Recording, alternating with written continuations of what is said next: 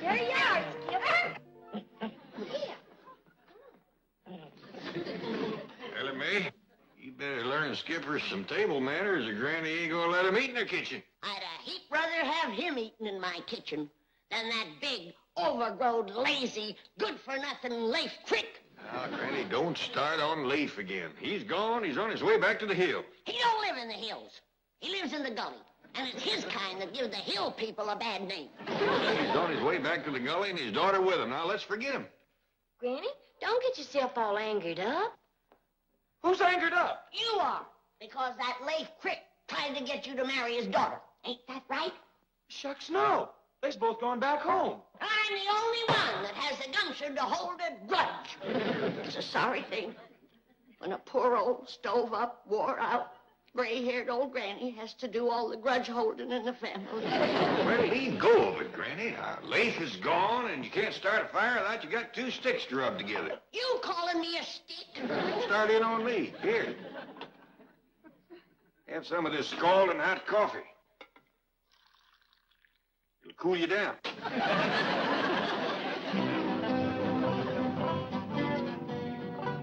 Here we are, Mr. Crick.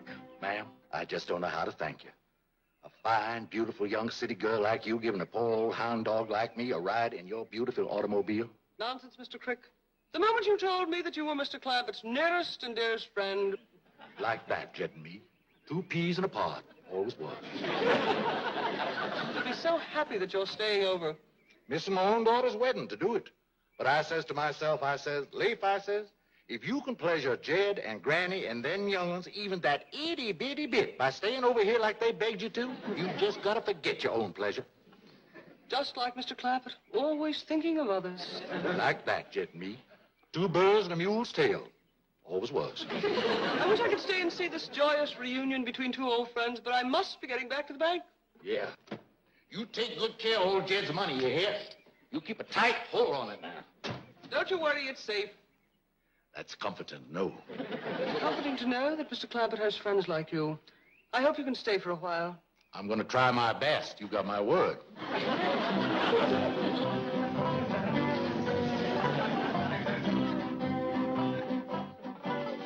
Skipper and me'll be back to help you with the dishes. Help me with the dishes, and that's what you get when you deal with those gully people. Lafe Crick, yes, himself. I'll tell you, I've seen some things. That's the way I never won actually trash. Jethro, I reckon we gotta let Granny blow off that head of steam she built up over Lafe Crick, or she's gonna be sputtering and hissing like that for weeks. I reckon it'd pleasure her a heap to cut loose and speak her mind. Granny, what do you think of Lafe Crick? Why, he is the laziest, no account varmint that ever drawed a breath. Go, Granny, go. Why, the only hard work that he ever done was to turn over in bed. He can get up in the morning with nothing to do, and by nightfall, it's only half done. I've seen Granny mean-mouth him good.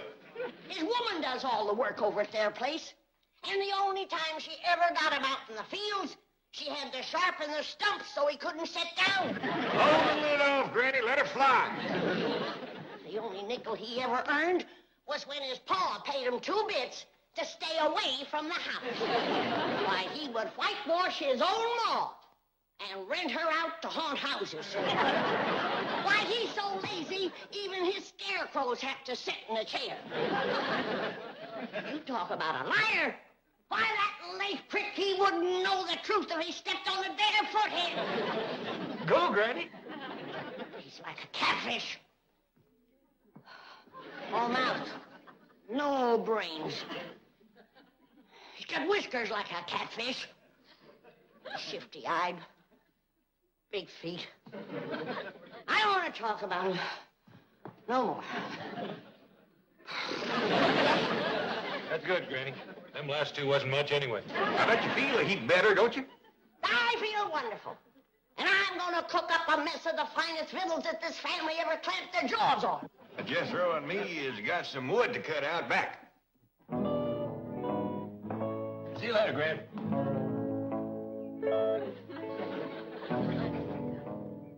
What you got there, Skipper? Mr. Crick. You speak to me, boy? That was me that spoke, Mr. Crick. Hi there, Ellie. I get to my feet, honey, only I'm so tired from walking all the way up here. I thought you went back home for Isabel's wedding. Oh, Ellie, darling, promise me you never gonna treat your pa the way that girl treated me. What did she do? Went away and left me stranded, without no car, no money, no food, all sick and starving. We got plenty of food, and Granny will doctor you back to health. No, honey. I don't want to burden nobody, but I would like to see your pa's face just one more time before I pass on to my reward. Now, maybe if you was to help me, I could get to my feet and make my way to the table. I mean, to wherever your pa is. Oh, he's in the kitchen. Good. I am cooking grits and jowls. Billy boy, I am cooking grits and jowls. Charming Billy, and my victuals will be safe now that Ree is rid of Lafe. He's a good for nothing, low down, lazy, varmint. Hello, dear, sweet little old granny. He's back and drunk to boot.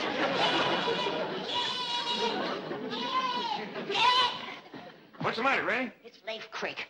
That good-for-nothing, low-down, lazy, victual-stealing, liquor-drinking, gully jumper. Granny, I thought you'd blow it off all that steam. I did, but he's back and I'm commencing to boil again. Lafe is back? Yes, but not for long. Give me that axe.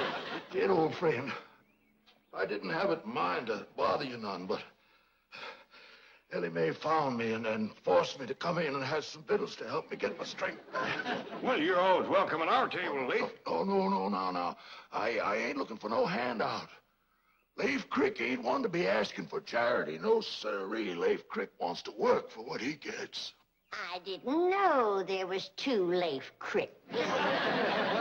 Well, ain't no call for you to work, Lafe, but if it make you feel any better, here's axe. You can help Jethro yonder cut some wood. I'd be glad to. I'd be proud to do it, but I think first I'll change into my work clothes. I wouldn't want to get my Sunday go-to-meeting suit all mussed up. Give me that axe. Now, Granny, you leave Lafe be. I ain't after him, but if you're sending him out there to work, I'm going out there first and sharpen them stumps.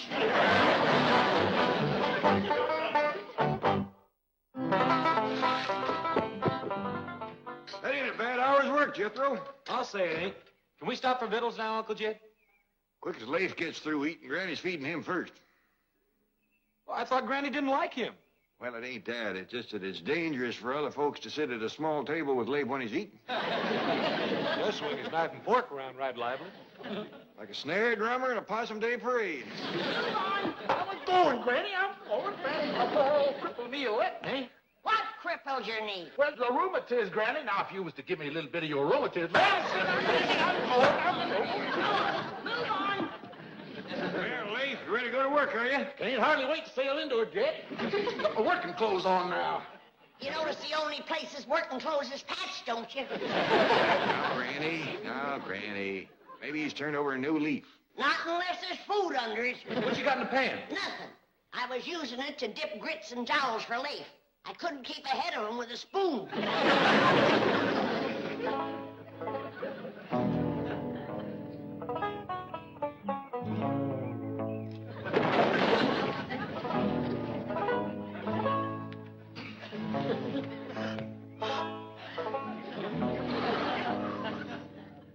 I can't believe it. I can't believe that one man could work like that. This one can. He's another Jed Clampett.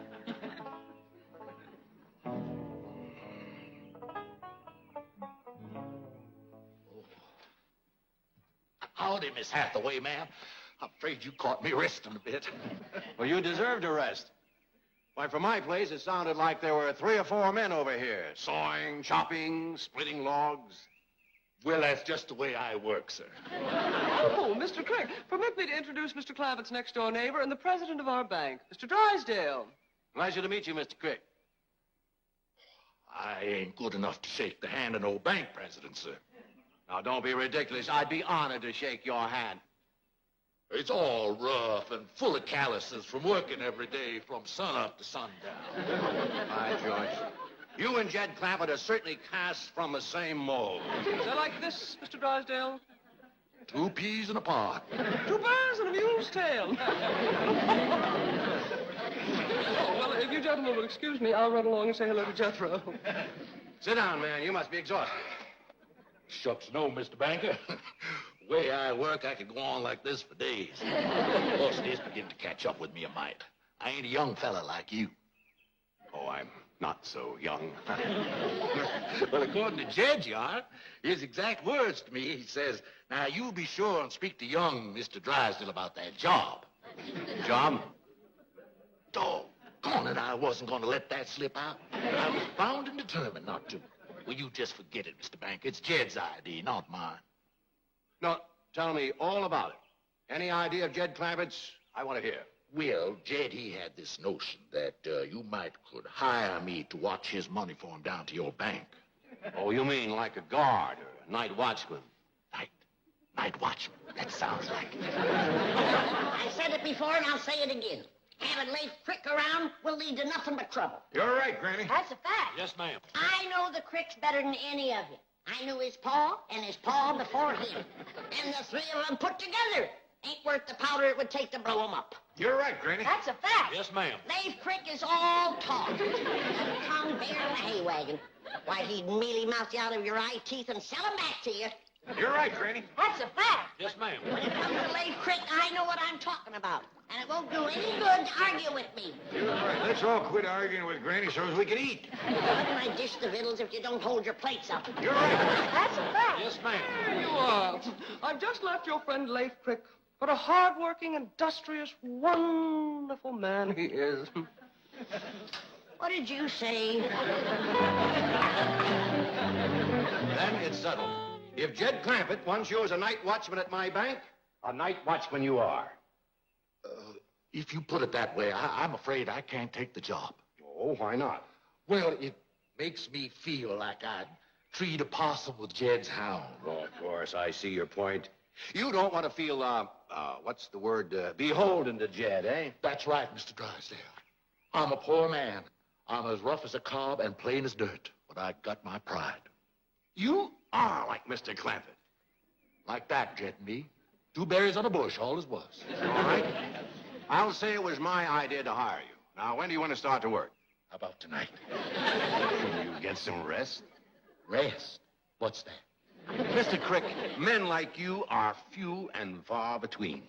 Thank you, boss. I tell you, Granny, the man is a veritable one-man sawmill. Cutting, chopping, splitting logs.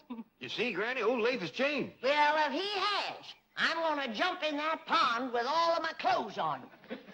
In a bank, at night, with a gun and $40 million. Yahoo! Yahoo! See, Granny? I told you so. Yahoo! My dog and Granny, she was right. Granny.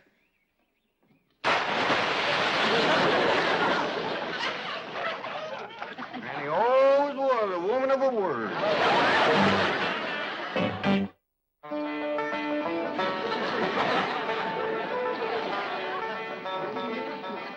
I fished your shoes out of the pond, Granny. I'll set them in the oven and let them dry out. Much obliged. Shoot. Bless you.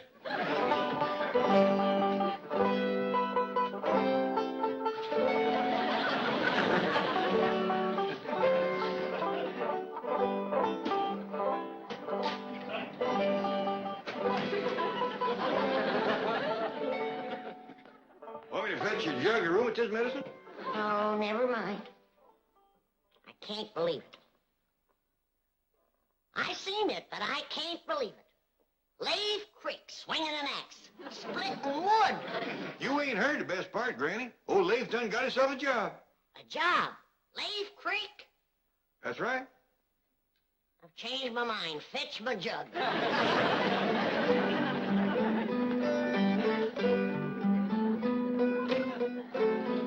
Yes, sir. Old Lafe's going to work down to Mr. Drysdale's bank. bank where you got your money? That's right.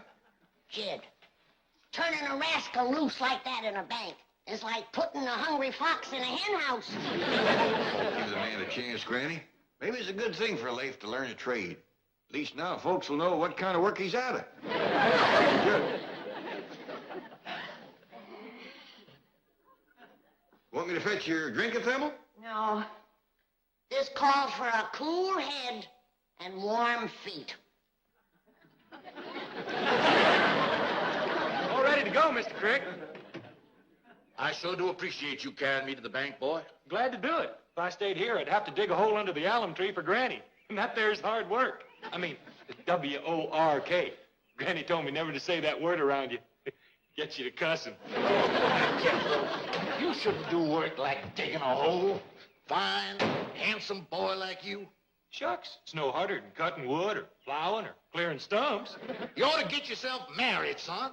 Then you wouldn't have to do woman's work. Yeah.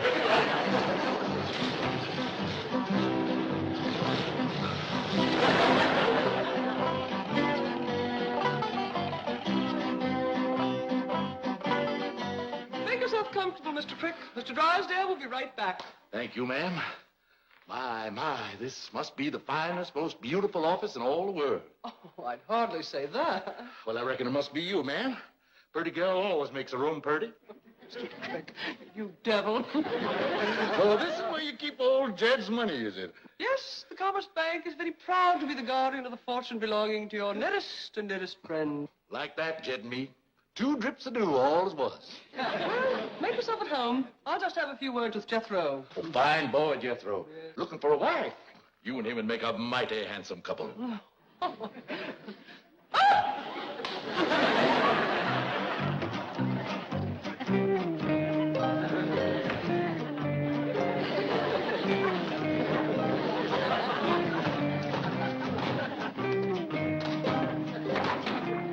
Well, blue blazes to the keep Jed's money.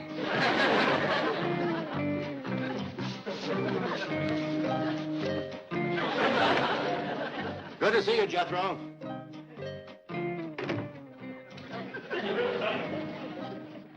Mr. Crick, what are you doing?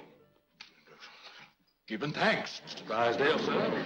Just giving thanks for a fine, generous, upstanding young man like yourself letting a poor old razorback like me work in his fine bank looking after the money of his nearest and dearest friend. Lafe Crick.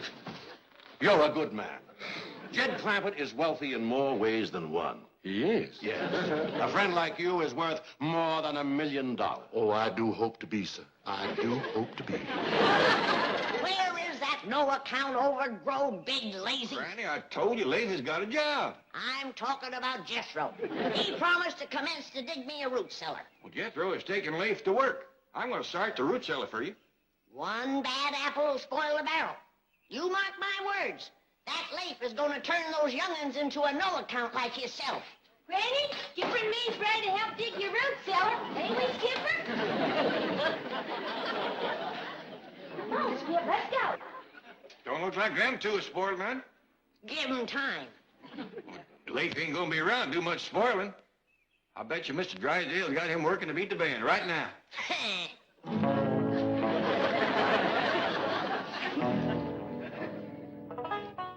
I didn't singe your whiskers, did I? No, not a bit.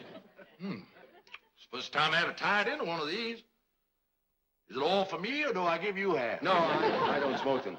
Mr. Crick, would you like me to send for my barber? No. I can smoke it by myself. No, I thought you might want a shave and a haircut. My barber would be happy to come over here to my office and give you one. You mean right while I'm a-setting here? All I have to do is call him. That sure is handy, huh? Yes, isn't it? I'll just keep that in mind if I ever should need a shave and a haircut. Yes. Well, right now, I'm anxious to get to work. That's the kind of a man I am. I'm not much of a one for sitting around. Good. What I have in mind for night watching old Jed's money is if you was to put it into some gunny sacks, I'd set on them sacks with my shotgun across my lap. Now, then you wouldn't have to worry at all. You could just go off someplace and sleep like a baby. Mr. Crick, I'm afraid you have a slight misconception about the way we guard our money here at the bank. In the first place, Mr. Clampett's fortune isn't actually here. It ain't. No, most of it ain't. It isn't. And the money we do keep here is locked in a massive steel vault which cannot possibly be opened at night. That kind of worries me, old Jed and me being like that. Well, you can stop worrying. And Mr. Clampett knows his money is perfectly safe, and he knows he can get all he wants anytime he wants it. And is all that, huh? He doesn't even have to leave his house. Well, my, that is handy. Oh, my, look at all that daylight out there. Why, I've got time to chop old Jed another cord of wood or two before sundown. You, sir, are the hardest working man I have ever seen. Habit of a lifetime, sir. Jethro, you out there? Oh, I'm sorry, Mr. Crick. Jethro thought you were staying here. He's gone home. Oh, well, it's only 5 or 6 miles to old Jed's place. I guess I'll just run it. Good for my rheumatiz. Oh, Mr. Crick, wait just a minute. Chief, may I drive him home? Of course. Fantastic man. A human dynamo. Yes, it was quite amusing. When the Clampetts first arrived, Granny insisted the entire fortune be changed into silver so it could be buried in the backyard. What did you say? Buried in the backyard? I sure do thank you. You've been a great help to me. I'll be seeing you. What a bundle of energy. A fine example for Jethro. There you are, Jethro. Now get out there and commence digging your granny's root cellar. But, Uncle Jed, Mr. Crick says I ain't supposed to do women's work. See what I told you? The bad apple is commencing to spoil the barrel. Jethro, you don't listen to what Mr. Crick tells you. You do what I tell you. Now get on out there. I'll join you in a minute with the shovel. Yes, sir. Here comes the wormy wine sap now. I'm gonna press my shotgun. Jethro, stop your granny. Yes, sir. What you fixing to do, Jed? I was fixing to do a little digging out back yonder. Well, I'll do it for you. You could help if you're a No, mind. I want to do it all myself. I stopped her, Uncle Jed. Well, let's commence the digging under that big old elm out there. Doggone it, Jethro. I want to do all the digging around here. Lafe, the kind of digging that Granny wants done would take one man all night. Well, hard work never hurt nobody. I'll see you in the morning. It's a miracle. A plumb miracle.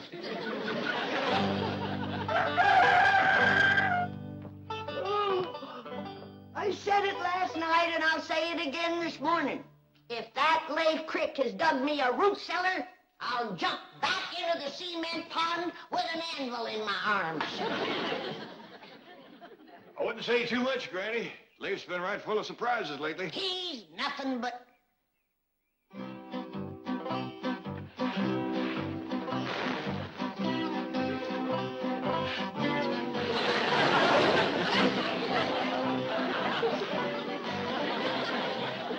Seen enough, Granny?